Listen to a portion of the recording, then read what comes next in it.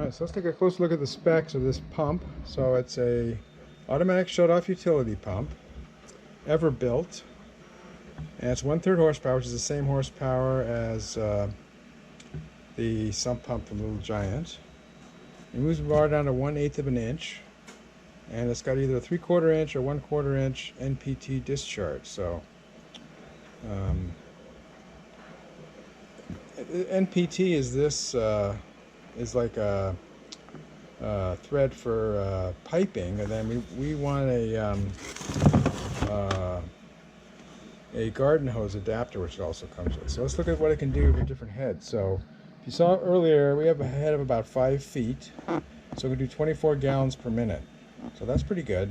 Hopefully I'll be able to keep up, at least when it's not raining. When it's raining, not even that other Little Giant pump can keep up. So as long as we can empty the water out in between rainstorms, we're looking good until the new one shows up. And it's got a little mini float. So this little structure on the side here is where the float is. So there's a float switch in here that controls whether the pump goes on or off.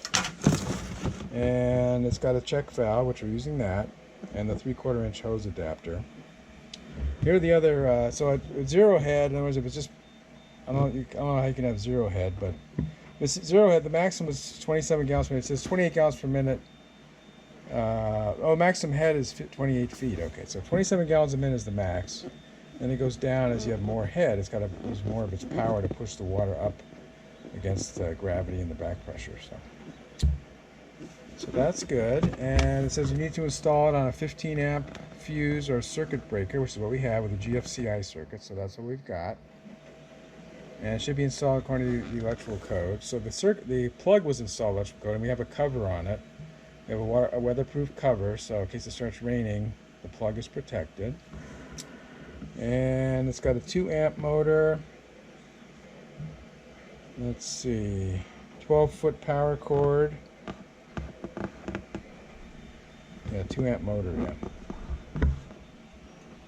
It's not intended to be a permanently installed pump, which is fine with us. So what we're going to do is, once we get the Little Giant pump, we'll take this one out and put it in this box and save it for the next time the pump fails, and then we can keep the water out of the sump, out of the French drain, until we get a replacement.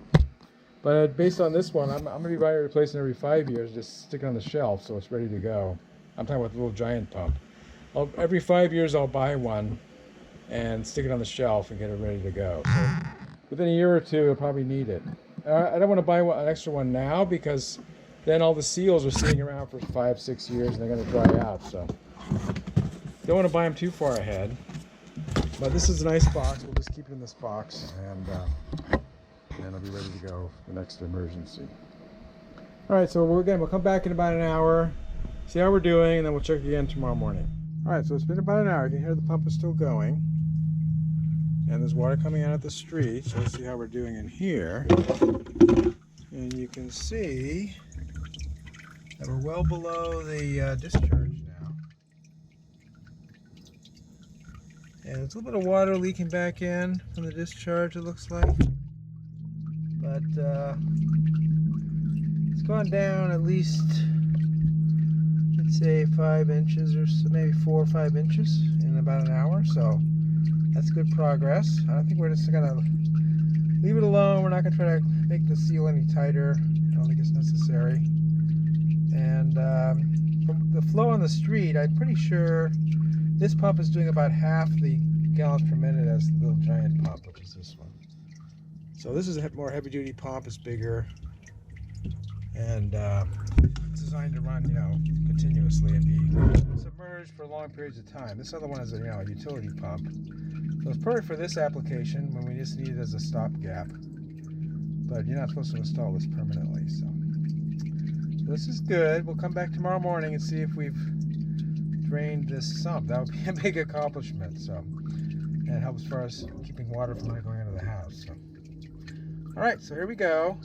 In the future, I'll probably get another one of these unions and hook up a hose connector to the other side of it, so I can just hook it up to the discharge as a regular connection, so I don't have to worry about that silicone wrap. So if this works, I'll get all the specs for this. Like I say, I think this is a 2.5 inch. Yeah, I remember having trouble finding the exact size. So the discharge of the pump is 1.5 inches, and then you put this adapter with a 2-inch check valve on it, so you had to make it up to 2 inches, I think. Yeah, I'm not sure about that. Anyway, so I'll get all the specs for this connection, make a new one, then we can just and on the far side I'll put a hose connector so you can hook the hose up to it, and then we'll just if the pump fails again, we'll just disconnect this one and screw on the new one, and there won't be any leakage back. But you just hear the leakage. It's very minimal. It's just kind of dripping. Hear that drip, drip, drip? That's nothing. So, all right, I'm very happy with this pump so far, and hopefully by tomorrow morning we'll be down to the bottom and we'll start draining water away from the house, which is what we want to do. So, okay, it's 16 hours later. Let's see how we're doing here.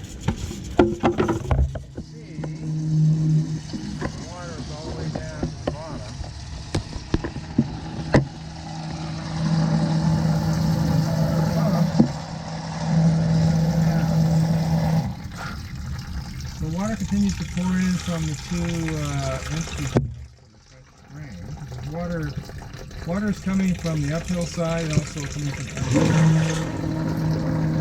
And the plug switch on the pump is working great, and we're getting basically there's two little drips coming out of the turn line. The water pouring in from the uphill side. More potential.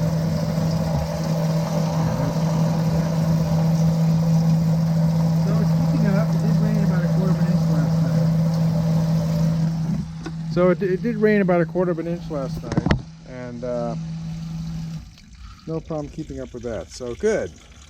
This is just a temporary fix. When we get the replacement pump, we'll be putting this one back in, or putting the new one in with this piping arrangement.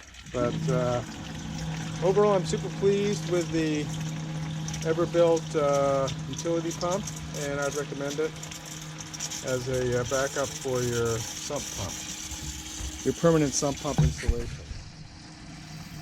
See, to rig up some way to discharge the water like you do the regular pump. And I said, now that I know that this works, I'm going to go ahead and get these fittings, and with a hose fitting on the end, and then we'll be able to just plug it in next time the pump fails. I'll do that now while I'm not, or I'll do that after I get the new pump installed. I'll do that. Well, actually, I guess I could work on it now. Maybe I'll work on it now and try to get it set up before we install the new pump. Okay, it's 16 hours later. Let's see how we're doing here.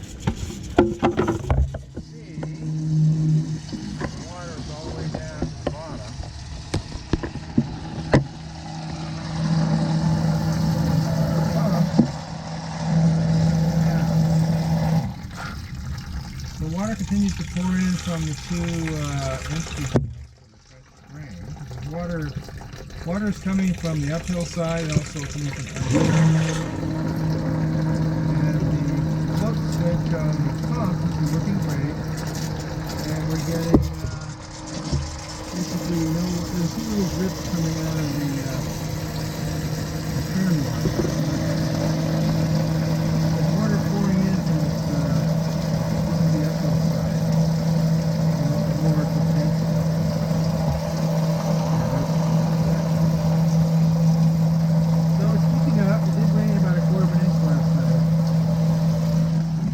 So it did rain about 1/4 inch last night, and no problem keeping up with that. So good. This is just a temporary fix. When we get the replacement pump, we'll be putting this one back in, or putting the new one in with this piping arrangement. But overall, I'm super pleased with the Ever-built utility pump, and I'd recommend it as a backup for your sump pump, your permanent sump pump installation. need to rig up some way to discharge the water like you do the regular pump. And like I said, now that I know that this works, I'm going to go ahead and get these fittings and with a hose fitting on the end, and then we'll be able to just plug it in next time the pump fails. So it's been a couple days, day and a half I guess, and it's doing well. It's keeping up with the water that's coming, but there is some water leaking back out of the discharge tube. So we want to make sure that we're minimizing the amount of water going out the discharge tube. What I'm going to do is I'm going to take this rag, it's an old t-shirt arm, and shove it in around the hose going out the discharge tube, and we'll secure it in place with a twist tie. Can't really use tape because it's getting wet. So of course this will get saturated with water, but the water will flow through this very slowly compared to just the open end there. So I could put some more silicone tape on it and make a double seal like I talked about, but I don't think it's worth doing that. I think this is going to be a better solution. It's going to be at least another couple, 2 or 3 days before the new replacement pump shows up. So I did try to get a connector for this union, but I bought this about 25 years ago, maybe 30 years ago, and even though the inside diameter is standard, 1.5 inches, how this outside connector screw is not standardized, so I couldn't find an equivalent. This one, it looks similar, but it didn't fit. So I could theoretically buy 2 of the new ones and replace both sides of this, but too much trouble for something that's not going to happen very often, so I'm just going to use this rag and the silicone tape like I showed you before. So I'll get this set up and we'll put this rag on, and hopefully that'll put more of the water out to the street. Alright, so I cut the sleeve open so it's rag now, and we're going to wrap it around the